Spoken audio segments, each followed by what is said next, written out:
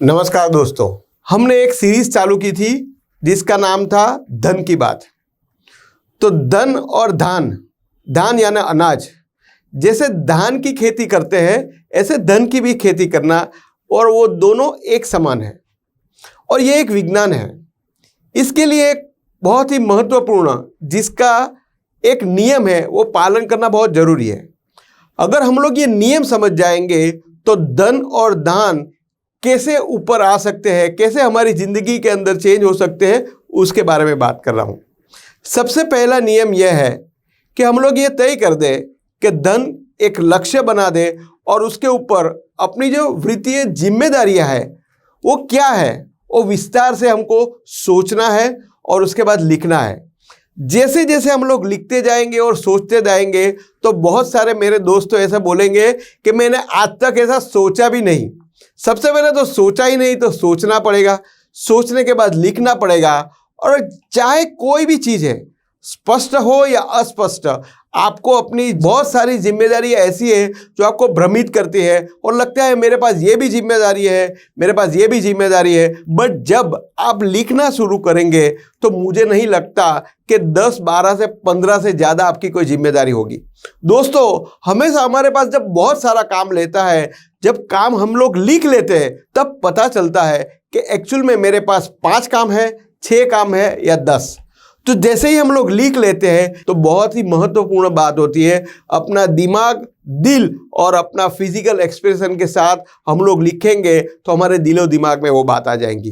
तो दोस्तों, हमारे ऊपर अपने पास सपने और अपने जिम्मेदारियां क्या है, तो उसके बारे में मैं आज आपके साथ में बातें करने वाला हूं। हम सबके जीवन में कुछ लक्ष्य, सपने और वित्तीय जिम्मेदारियां होती है।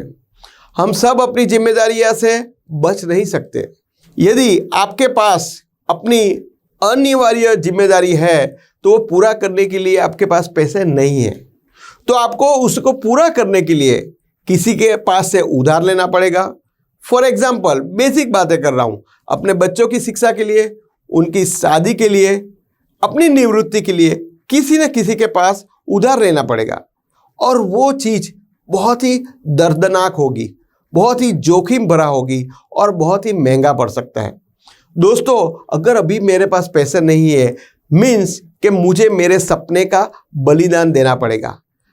दूसरी बात, अगर आपके पास पैसे नहीं है तो आप अपने सपने का बलिदान तो करेंगे, लेकिन आप अपनी जिम्मेदारियों से भी भाग नहीं सकते।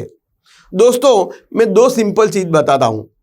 अभी बहुत सारे लोग जो आते हैं मेरे पास बोलते हैं कि मेरी बच्ची की शादी होने वाली है, मेरी बच्ची की शादी होने वाली है, उसके लिए पैसे नहीं है, तो मैं क्या करूंगा? लोन लूंगा।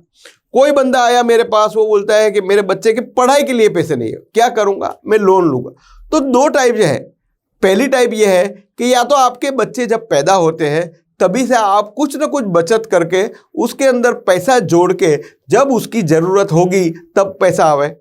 और दूसरी रीत जो वो है, मैंने आपको पहले बताया, लोन लेके। जो पहली रीत है उसके अंदर आपकी कैपेसिटी के हिसाब से आप पैसे बचा सकते हैं, और दूसरी रीत के अंदर जो बैंक आपको बोलेगी वो EMI भरना आपको पड़ेगा। तो उसके लिए मुझे कदम उठाने पड़ेंगे, मेरे लक्ष्य और जिम्मेदारी तय करके उसी के ऊपर काम करना पड़ेगा।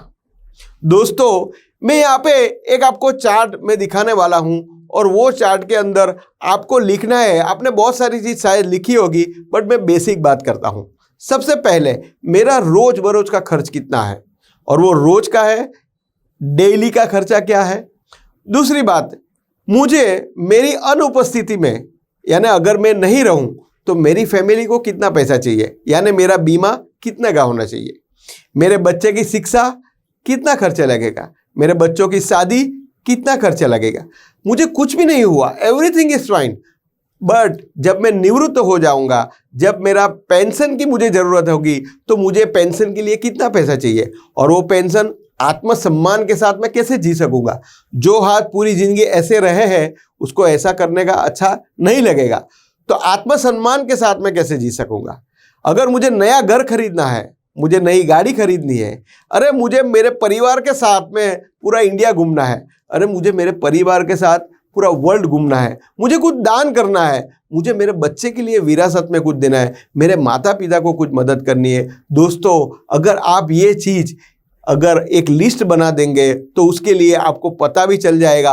अगर आपको नहीं पता चल रहा है तो आपको पता करने के लिए मेरे जैसे बंदे या तो नीचे दिए गए नंबर पे आप कॉल कीजिए, मैं आपको पूरी लिस्ट बना दूंगा। वो लिस्ट के अंदर दो चीज़ होगी, एक प्रिडिक्टेबल खर्चा होगा और एक अनप्रिडिक्टेबल खर्चा होगा। हमारे जीवन में आमतौर पर दो प्रकार के लक्ष्य होते हैं। पहला क्या, मिले तो अच्छा, यानी एक शानदार गाड़ी, और दूसरा मिलना आवश्यक है, यानी बच्चों की शिक्षा, उसकी शादी।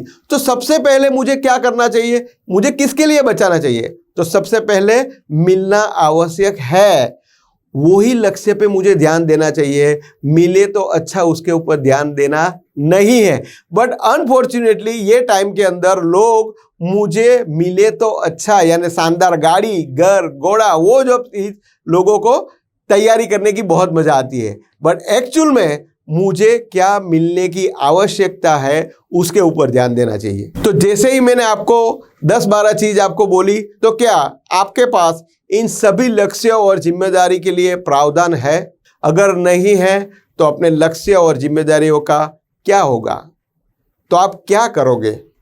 आप इसके लिए पैसे उधार लेंगे, यानी मैंने बोला कि आप लोन लेंगे, या क्या आप खुश होकर आपके सपने पूरे नहीं होने देंगे? इसके बारे में गहराई से सोचने की ज़रूरत है। दोस्तों, थोड़ा हार्ड टॉपिक मैंने आज ले लिया, बट नया साल आने वाला है, अपने लक्ष्य के ऊपर काम करना है।